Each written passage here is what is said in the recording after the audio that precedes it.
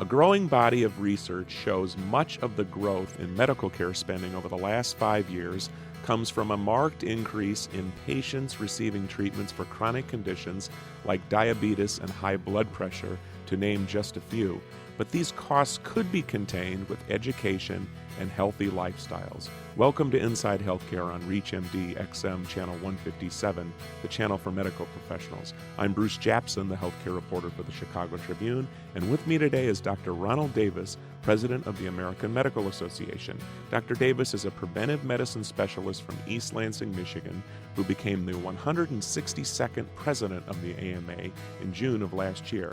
Dr. Davis was first elected to the AMA Board of Trustees in June of 2001 and re-elected in 2005. Dr. Davis is quite passionate and known nationally for a track record in public health, having served as the director of the CDC's Office on Smoking and Health from 1987 to 1991. Dr. Davis, welcome to Inside Healthcare on ReachMD. It's great to have you here. Good to be with you, Bruce. Well, this has been a passion of yours for not just a few years, but for a lifetime, this whole idea of preventive medicine and healthy lifestyles.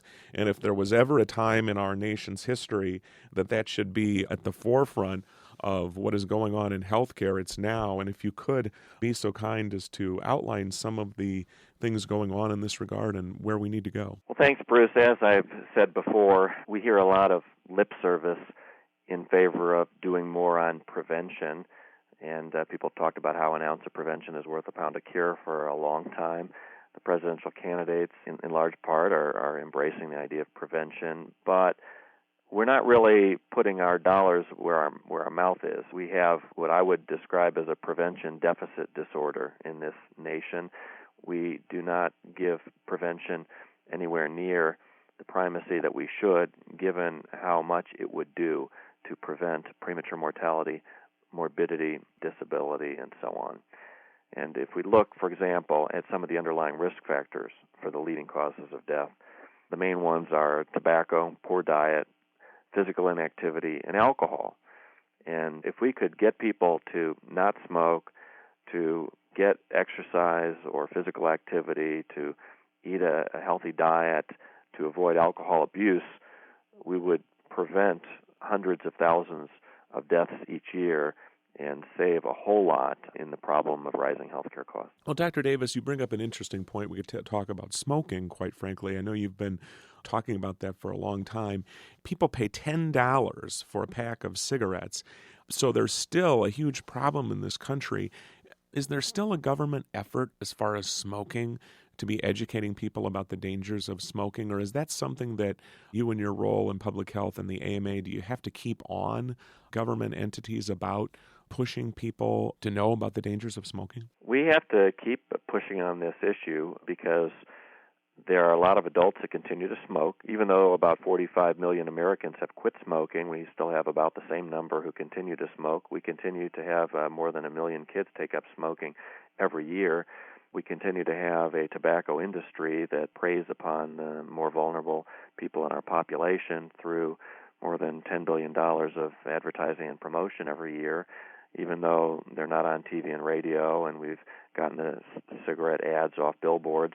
They're still doing a lot of cigarette promotion through a variety of means. And so we still have our challenges in front of us to reach a smoke-free society, as former Surgeon General C. Everett Koop called for a long, long time ago. We're also talking about an addicting drug, nicotine. And fortunately, we have some treatments available for doctors to prescribe to their patients who smoke. We have 5 nicotine products: the patch, the gum, the inhaler, the nasal spray, and the lozenge. We have 2 prescription medications that are non-nicotine, Zyban and Chantix.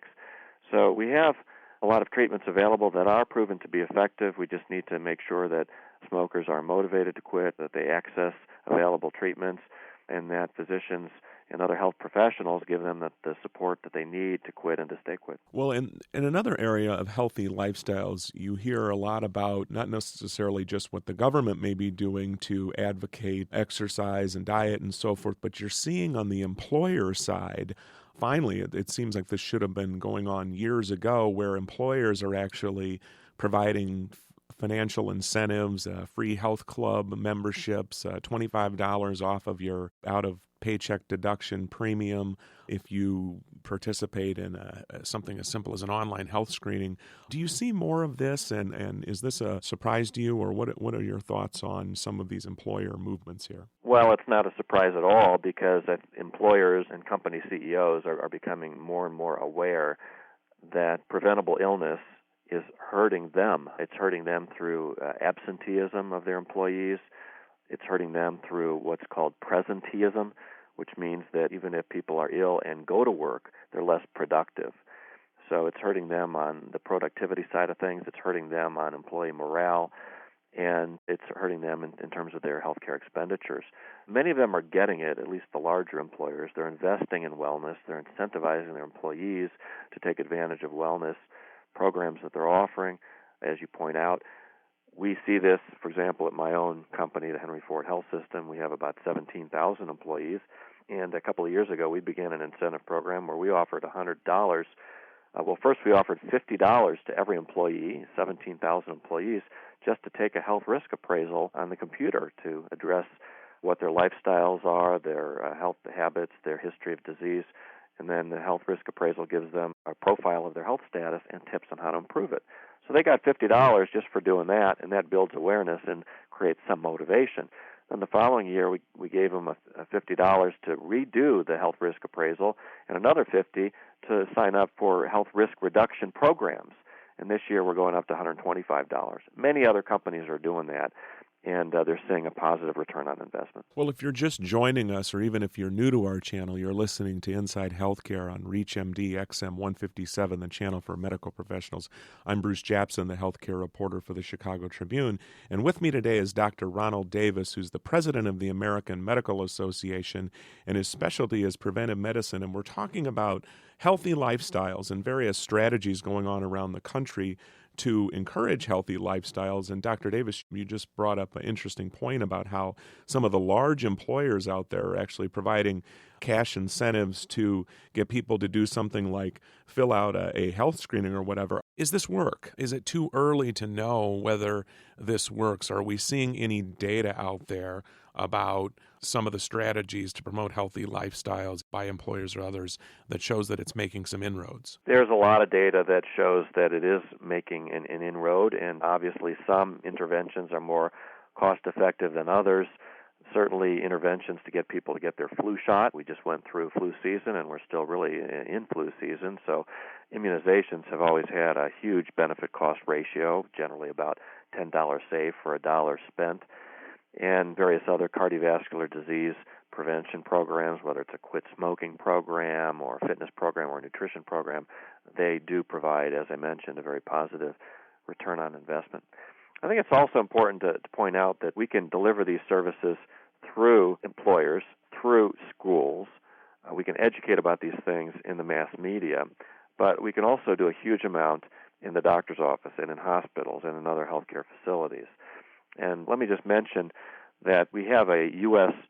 Preventive Services Task Force, which has issued 90 recommendations on preventive services based on the evidence. This is a task force administered by the Agency for Healthcare Research and Quality, AHRQ, and the services that are recommended are way underutilized. And Partnership for Prevention, a coalition of organizations in Washington, they put out a report last August that said if we increase the use of just 5 of these preventive services to 90% of the target population, we would save more than 100,000 lives each year in the United States. And much of this is done through healthcare settings. 45,000 lives would be saved if 90% of adults who are at higher risk of heart disease would use aspirin, low-dose aspirin daily. 42,000 lives would be saved if 90% of smokers were advised by a health professional to quit and offered medication or other assistance. Another 14,000 lives saved for colorectal cancer screening, 12,000 for annual flu immunization, 3,700 for breast cancer screening.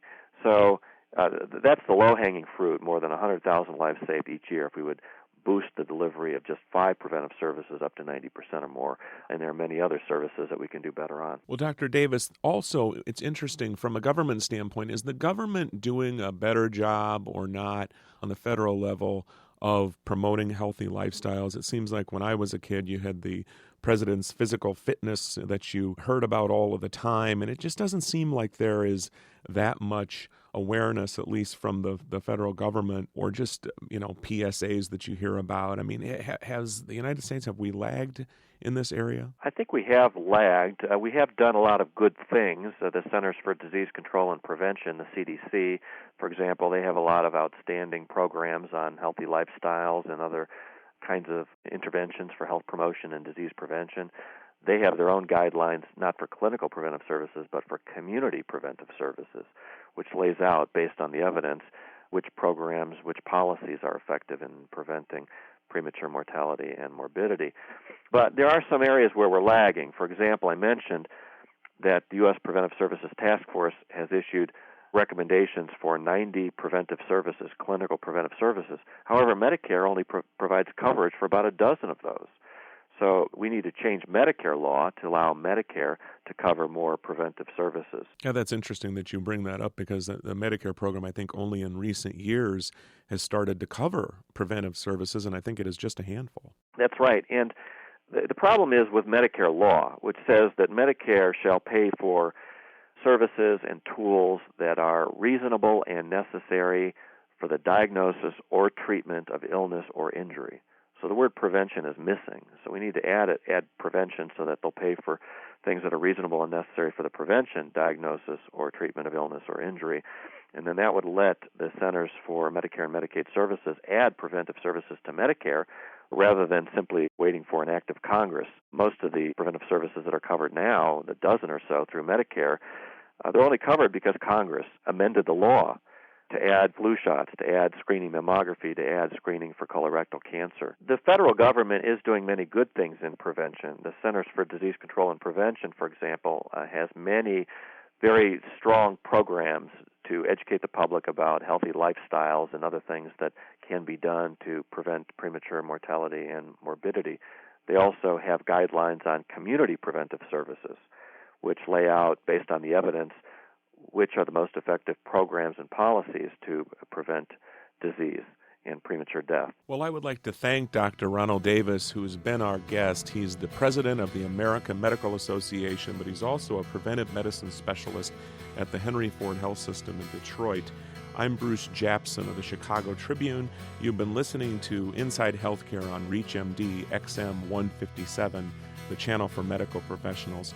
We welcome your comments and questions about Dr. Davis's expert advice on healthy lifestyles through our website at reachmd.com, which now features our entire medical show library and on-demand podcasts. And I would like to thank you today for listening.